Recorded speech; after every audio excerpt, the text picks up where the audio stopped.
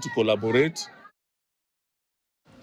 The Brookside Secondary School First Term Games has entered its third day in Machakos County. The secondary schools are competing in athletics and swimming, with the final matches of the group stage taking place today.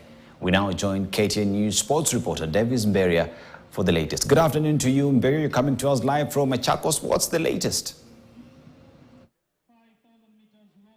Good afternoon, Dennis Aseto. Yes, we are in Machakos County, specifically Kenyatta Stadium in Machakos. The most enticing thing about day three in this Brookside Term 1 National School Games is the huge turnouts of fans who have actually thronged here in this stadium just to witness their schools actually doubting or eyeing to make it to the final. And right now, what we are experiencing, or what is underway, we are awaiting the 100 meters hurdles for boys just to kick off. The first heat is about to kick off, and earlier in the day what opened the day three was 10 kilometers actually race, which saw Colnerius Kipkosgei winning the race in 31 minutes 21 seconds and 73 sub-seconds.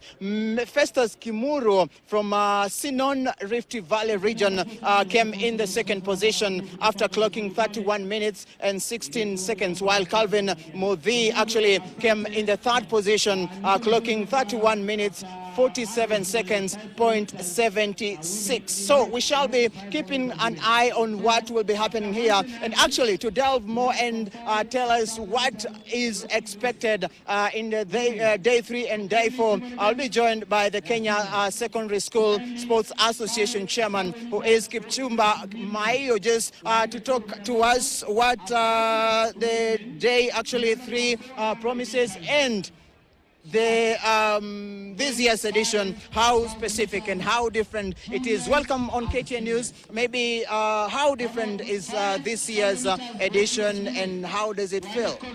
Thank you so much. Welcome again to this year's championship 2024, where we have Term 1 games, which has been running from Machakos from Saturday all the way to this Sunday.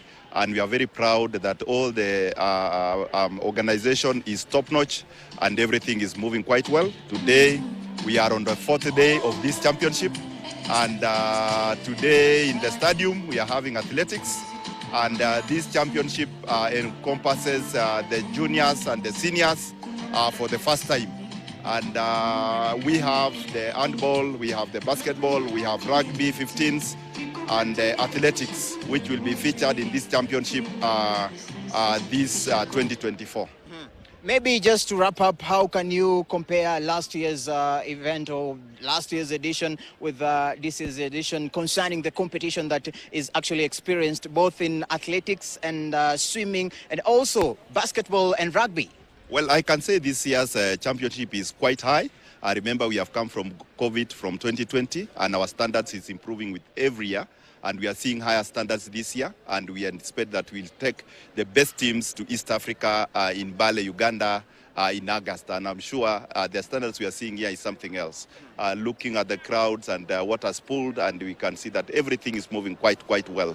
And I can assure you the standards is somewhere very, very high. Thank you very much, Chairman, and all the best. Thank you so much. Thank you, KTN. Yeah. That was the chairman from the Kenya Secondary School Sports Association, just talking to us what this edition has been, and this day for what it really promises. Just to go through the other results, as far as rugby is concerned, Butler boys are actually in contention, and they are playing currently against All Saints. Remember, Butler and All Saints have already stormed in the semi-finals in Group A. Group B will be represented in the semi-finals by Mangu and actually Lenana. This means Kisii School, which was actually touted as the most competitive rugby school in the Term 1 National School Games, has been actually sent home. So we shall be keeping an eye on what will be happening here in the Brookside National Secondary School Games that are happening here in Machakos County. Back to you in studio, Dennis Aseto. Thank you very much, Davis Mary. Shall be touching base with him a little bit later on the development from Machakos County. Now, a section of Muslim leaders have cautioned President William Ruto against embracing Muslim religious groups and unions as the main panelists for interviewing Waqf commissioners. Speaking during the Eid al-Fitr celebrations in Mombasa, the national chairperson for Kenya Muslim National Advisory